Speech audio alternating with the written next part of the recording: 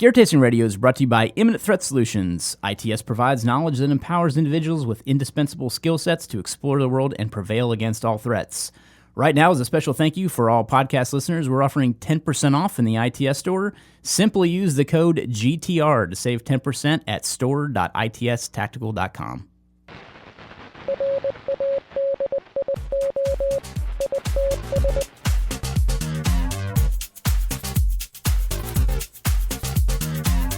Welcome to Gear Tasting Radio, where we offer an in-depth look into the usage and philosophy behind the equipment in our lives. I am joined by Rob Henderson. Hello. And I'm Brian Black. And today we're going to be talking about, what would you say, parallax and velocity and we're going to cover short barrel rifles. Yeah, this short barrel Phenomenon. firearm craze Yes. that's going on right now. This really kind of all started, and it was kind of funny. Rob had the idea for an Optic topic along with a conversation I had with some friends this weekend. And so the topic came up of somebody wanting to build an SBR and looking for optic recommendations to put on top of that SBR. And so it was like, hey, I'm thinking about, this is kind of how the conversation went on Facebook Messenger. Yo, dudes, what's up? I'm thinking about building the 10.5 shorty. What up? But yeah, so the goal was I'm building a 10.5. I'm trying to decide on what optic to put on it. I'm thinking either something that's got like a 1:8 magnification or a red dot sight. I'm not really sure what to go with, that type of thing. And some recommendations got thrown out by other friends of like, well, you could go with Schmidt and Bender if you want to go super high end on a red dot sight or on a what would you call that, magnified optic, like a scope. Yeah, basically. Yeah. But it's like a red dot scope. That's what a so it's illuminated. Schmidt and Bender is kind of like it is illuminated. Okay. It's got magnification, but it's also a red dot. So the reticle is lit. Reticle, yes. I've seen some of those. They're actually really cool. Yeah, they're super cool. They're very expensive, and there's a very specific usage case behind them and reasons. But anyway, I won't get into specific types necessarily on that because I really want to focus more on the why of what I addressed in the question is. I made the argument, which I said, it's hard to argue that by running a 10.5 that you should go to a magnified optic because the usage case behind running a short barrel rifle, meaning anything under 14.5 with a welded flash hider, making it an overall legal length of 16 inches, is getting into a realm of lower velocity. And less stopping power, and a gun and a platform that's more suited for a close quarter battle, than long. And I don't mean long distance shooting, like per se, like a precision rifle. I mean longer distance engagements out past 500 yards, something like that. So that's what I was trying to say. Like, hey, when you're building something small that's really more of a close quarters weapon, there's no reason that you should be running something that's magnified, in my opinion. You run an optic that outperforms the rifle. Right. Yeah. Right. Well, totally. It's not that it necessarily even outperforms the rifle. It's that the usage case for that. That's a better way to put it. Yeah. It's the usage case is different for an SBR. So meaning if I'm going to run a 10.5, it's going to be something that I would keep next to my bed, that I would go through my house with in the middle of the night when I heard something to engage with. And that's the usage case for that. Yeah. Now you could argue like maybe you shouldn't be sweeping a house with a 5.56, blah blah. That's setting all that different, aside. That's a different topic. Yeah. But I'm just trying to give an example of where a 10.5 would be used. Yeah, I think it starts with like, why do you want the barrel to be shorter? Right. And what's your purpose? The answer isn't like, it makes the bullet go faster. Well, it's two reasons. Yeah. One, you want to be able to manipulate around doorways without banging a 14.5 to 16-inch barrel into something, or even a 20-inch, which is ridiculous. You want to be able to move tighter in close quarters, or you want weight savings, or both. Yeah, you can have a mixture of both. Right. But it doesn't ever start with like it's going to make it better performance-wise. It's always like, and I think it starts like you were saying is like I'm going to build this. Or like, what should I get for this? And it's like, well, what are you using it for? Yeah. Let's start there. Because if it's like close distance, then you can basically toss magnification out the window. Yeah. Well, so and that's my opinion from what I've done in that realm is I've been able to engage stuff close distance with a red dot that I could just bring up to my eye and fire. Like that's my goal. Like I just want to be able to have a quick sight picture. I want something that's going to put a red dot in front of my face, and wherever that dot hits is where I'm going to shoot. And there's also a misconception sometimes when people get into using red dots on their guns is that they think that they still need to align like a fixed rear sight or a folding rear sight with that dot, and that's where I should shoot. No, it's literally like whatever the red dot is on is where you shoot. And that's why I would also argue that you want something that's completely parallax free, especially for something like that where it's a quick engagement, you're bringing the red dot up to your eye. You don't want to have to mess with parallax. And you know, this is a good opportunity to explain parallax, too, for those of you that don't really understand parallax or have never really considered it on an optic before. And parallax is more something that you're going to really have to pay attention to when you get into precision rifle and engaging stuff out past, you know, a considerable distance. But there's also parallax on small things like red dots, too. So this is kind of a buyer beware type thing if you are going to purchase a red dot, because... So this is my explanation of it. So you're looking through a scope and you see the crosshairs, and let's say you have a rifle mounted on a bench rest and it's not moving at all. So it's a fixed location. You've got that thing laser beamed right on the crosshair on a target that's downrange at let's just say 100 yards. And you get down to the rifle and you put your eye on the scope without touching it, and you look through it. And that crosshair is in the right place. It's perfectly aligned. It's right where you want to shoot. And then you start moving your head around in the scope and looking at it from a different vantage point, but you're still able to see the target. And if that reticle is moving, you have parallax. And that's a bad thing, because you could be, depending on where your head movement is, you could put the crosshair somewhere where it's not actually going to shoot at. So that's why... when you're talking about a quick acquisition site like a red dot, you want parallax free. Like no ifs, ands, or buts about it. You don't want to have to deal with it. And most scopes will be parallax free at a certain distance, or they'll have some type of setting, like a parallax setting. Like I know my Night Force scope has a parallax you can adjustment. Dial that in.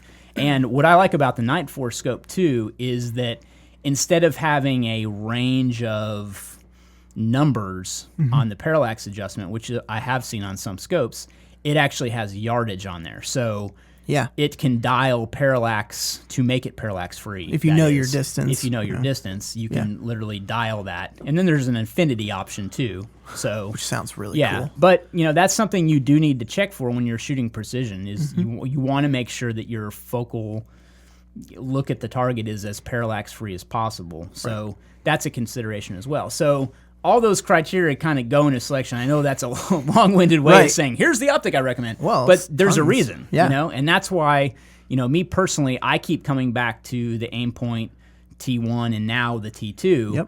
And really, I should be saying H1 and H2, because there is absolutely 100% no reason in my mind to get the night vision capability of an Aimpoint and the only thing that you need to convince you of that is to wear nods and try to shoot through an optic. Well, and that's what I was about to say, is that, so I've tried to do that from experience in that night vision class that I went to with Tellura Group, is that I learned that the hard way. And I, you know, because I always thought that, oh, well, hey, I've got the night vision version of this T1, and I should, you know, if I ever need it, I'll be able to crank it to night vision mode and then see through it with my knife. Bullshit. There's no way in hell. You're especially, first of all, there's no super big reason. We can talk about night vision later. I'm going to get into dual tube versus single tube shit, and I don't even want to do it right now. But anyway, let's say you have a PVS 14 and you have that over your non-dominant eye. You have to cross, you know, think about this. So the way you wear a PVS 14, which is a single binocular when you're running night vision, is you wear it over your non-dominant eye so that you can still somewhat get a cheek weld without your big monocular running into your stock and all that bullshit. Because it really is, and I say point shooting, I know that's some people don't think of it like that, but I do, because you're aiming with a laser aiming device that you can see under nods. And whatever that laser is pointed at is where you're going to shoot. So you're really not even looking through the optic. You're looking over the top. You're actually looking over the top of it, correct. So to get into the optic, yes, you can get a cheek weld, no problem. That monocular won't be in your way. But to actually look through the eye that's got the night vision on it, you would have to come all the way over the stock. Right. And I mean, it's something you have to practice and you have to be good at. And the likelihood of you being able to do that under stress when you're shooting and things like is highly unlikely. Well, and I don't think there's a situation where you'd be running nods with an optic with night vision capabilities and you wouldn't want some sort of aiming laser to begin with. So, well, and there's such a thing as a dead laser. Sure. You know, and there are drills for that to be able to come back to looking through something and shooting still. So that would be a case, I guess, that you could use the night vision optic. Well, and we can get into that. You'd have later. to like switch it, but anyway, that's a night vision topic. You don't need the T1, get the H1. Yeah, or the H2. Yeah, and this is all to say you don't need the night vision capability, in my opinion. Yeah. So I'm sure people would argue with me, but hey, this is my opinion. This is me on the show, and that's what you're going to get, is my opinion. But and I've used an MRO too, like the Trijicon MRO. I actually had one sent to me when we were doing that Radian rifle stuff, and I did not like it because it's got parallax. You can see visible parallax. There's not a lot, but there is visible parallax in that, as well as it being slightly magnified. A tiny bit of magnification, and that's what gets me. Is it almost makes me feel sick. Mm-hmm. So when you were talking about all of the stuff for a quick acquisition site, and you think about all the stuff you're doing when you're clearing a room or whatever, you're moving, you're looking, you're stressed out already, you're having to bring it up quickly, and the last thing you want is to bring your rifle up and start walking and then make yourself sick because one of your eyes is seeing something slightly magnified over the other. And so it's just like you have all of this stuff coming together in an optic that's supposed to be for close, quick acquisition. It just, I don't know, it was really weird to like pass it over certain things and see it. It's not a huge amount of magnification, but it makes a difference when you're looking through it. Agreed. Yeah.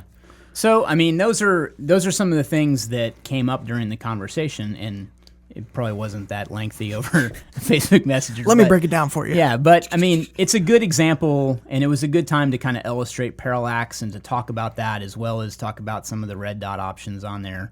And I actually have not moved to a red dot on my pistol yet. I need to. It's just something I have not gotten around to, and I really want to take advantage of that. Well, so let me ask you this. Would you ever consider putting a magnified optic on a pistol? Negative. Right. Yeah. And so, like, when it's the same use case as, like, a short-barreled rifle, I think a lot of people get into this, like, oh, I want magnification on it in case I have to take the distance out. But for me, especially in the case that everyone is in the civilian world of, like, most of the time I get to pick the distances I shoot at because I'm either going to a range or competitions or whatever. So, like, if you're going to shoot a longer distance, you have the ability to build a gun that has the ability to shoot that distance. Let me also put this into a civilian context as well.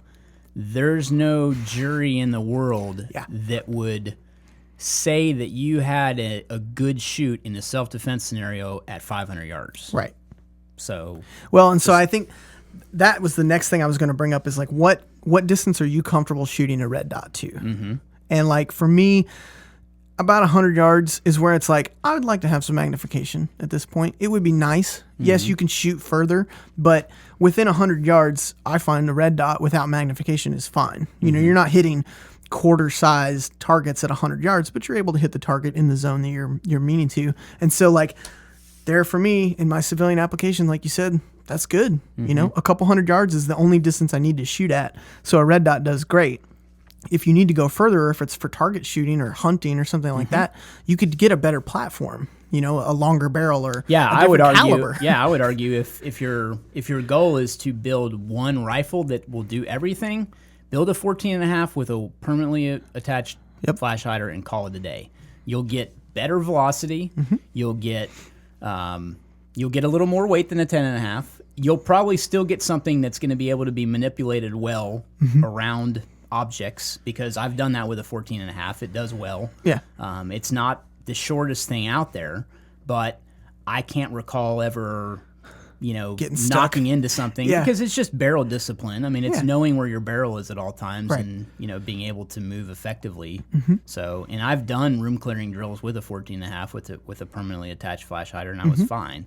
It's just you have to know your platform. And you have to know where things are at. So. Yeah. Well, and it's an extra, 3 inches or 4 inches. And so like that extra 4 inches gets you, we have it written down, better velocity and less bore pressure. And that was one of the things I started looking at, and we'll link in the episode intel of the tests that they've done over barrel length with the AR-15, or more specifically like the M855 round, like the green tips. And in a 5.56 platform. Yeah, and so I think a lot of people forget that 20 inches is where the gun starts. 16 is what a lot of people treat as standard, but 16 is the carbine length, you know? So it's like 20, something I didn't know. Unless you're talking about a rail. That's true. Rail nomenclature is different. Right. So it's different as far as like 16 is called a carbine. Yeah, but it's like mid-length you can have rifle length rails. Carbine length rail is super short. Yeah. It's all sorts of stuff. Anyway. But I didn't know M855 needs at least 2,500 feet per second to create what they consider to be a, I guess like consistently replicatable wound channel.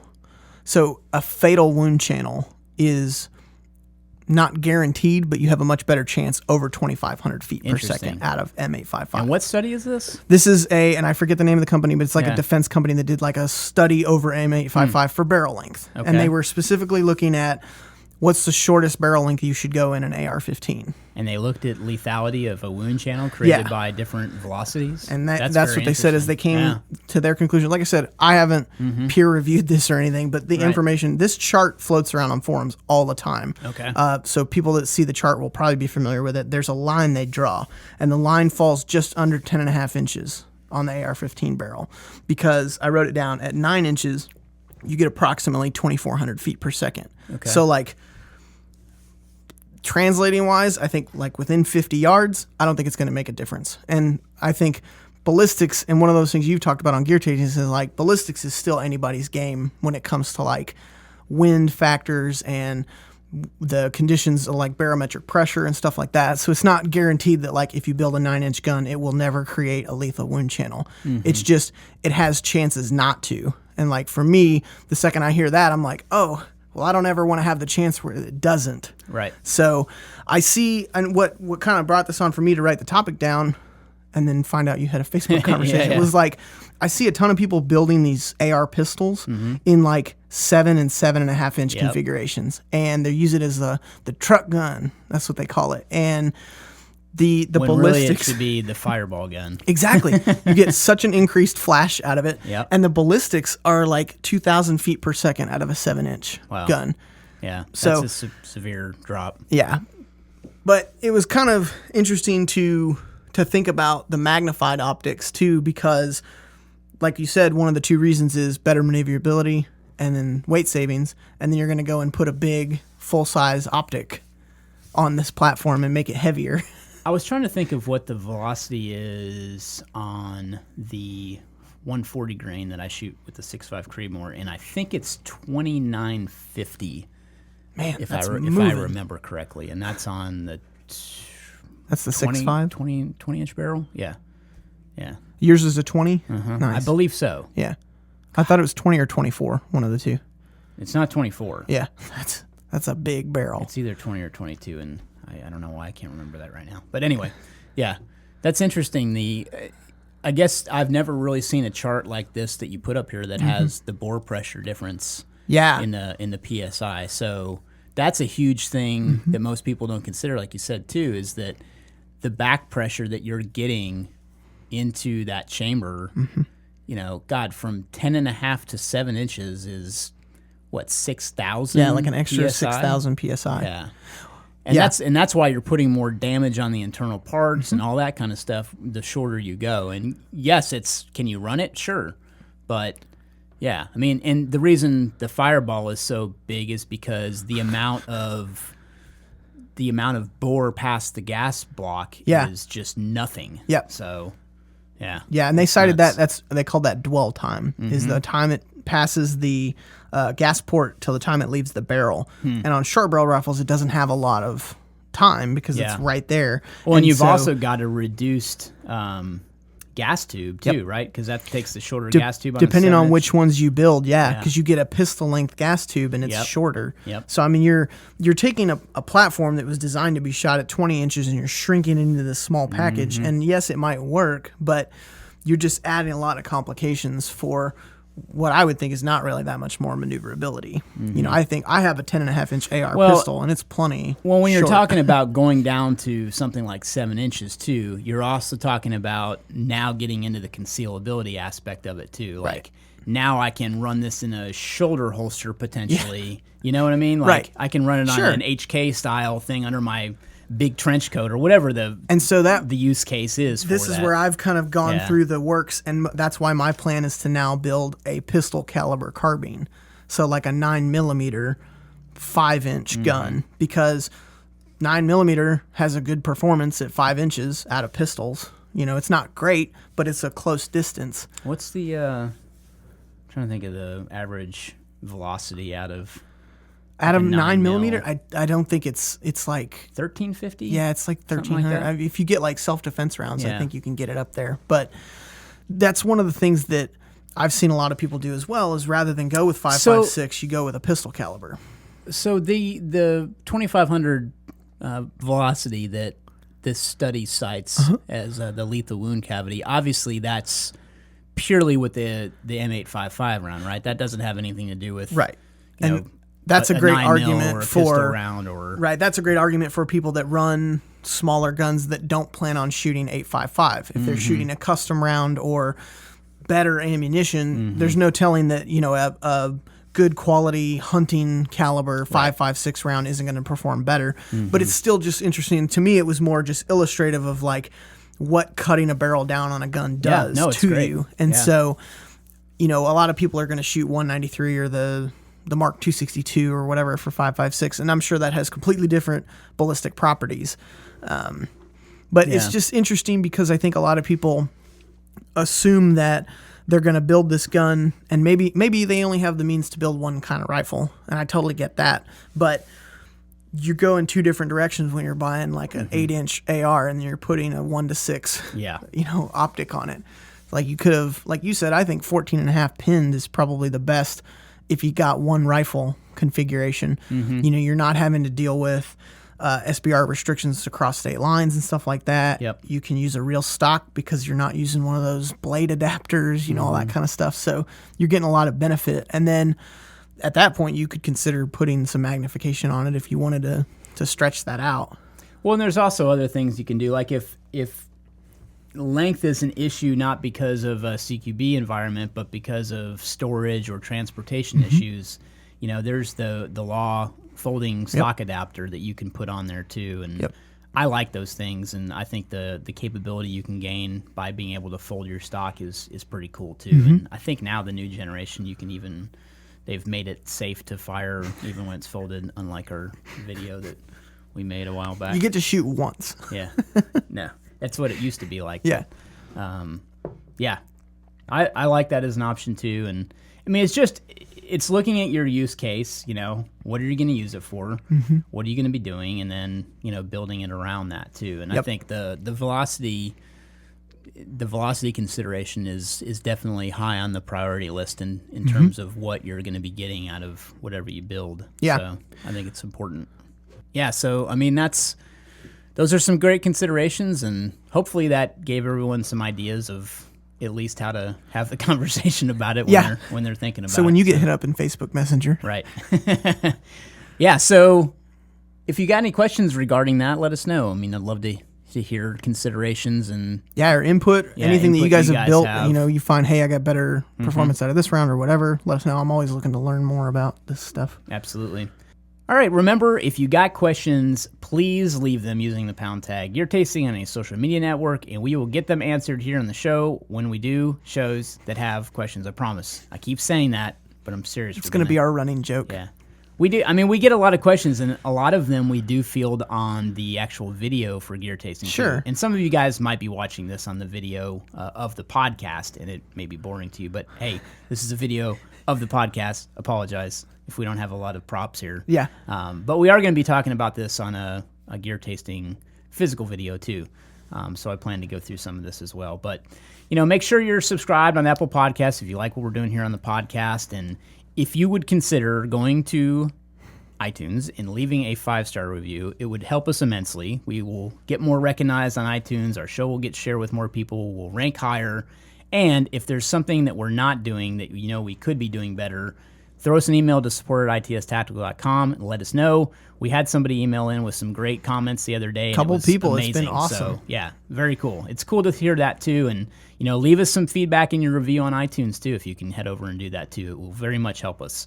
And last but not least, check out our Patreon page where you can contribute on a monthly basis to our content, and it helps us with the show we're producing and the goals that we have on Gear Tasting and Gear Tasting Radio. Patreon.com/ITS Tactical. Thanks again for listening.